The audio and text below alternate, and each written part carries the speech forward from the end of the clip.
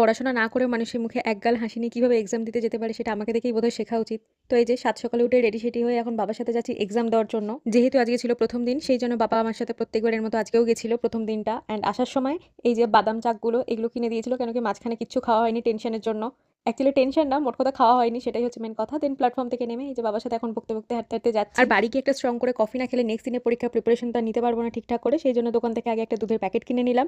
দেন ওটা নিয়ে টোটো করে বাবার সাথে রওনা দিলাম। আর বাড়ি ঢুকতে না ঢুকতেই দেখছি আরেকজন গেট থেকে বেরিয়ে আমাদের দেখে নাচানাচি করছে, ছুটোছুটি করছিল, এই আর কি। অসবু টবু। তো ওনার সাথে একটু গল্পগুজব করে তারপর স্ট্রং করে একটা কফি আর বিস্কিট খেয়ে তারপর বাবা মার সাথে একটু কি কোয়েশ্চেন পড়েছে না পড়েছে, কটা লিখতে পেরেছি কটা পারিনি, সেই সব নিয়ে একটু গল্পগুজব করছিলাম আর কি। দেন কফিটা ভালো মতো খেয়ে মা সন্ধ্যাবেলা এনে রেখেছিল ছানা, তো সেটাই খেলাম টিফিনে। আর শুধু আমি খেলে তো হবে না, ছানা যে ওনার বড্ড প্রিয় তাই ওনাকেও একটা বাটিতে আলাদা করে দেওয়া হলো। তো বাবা ওনাকে খাইয়ে দিচ্ছিল আর কি। আর এটা সকালবেলায় বাবা কিনে দিয়েছিল খাওয়ার জন্য, বাট খাওয়া হয়নি, সেটা সন্ধ্যাবেলায় খেলাম। তো দ্যাট ইজ ইট, বা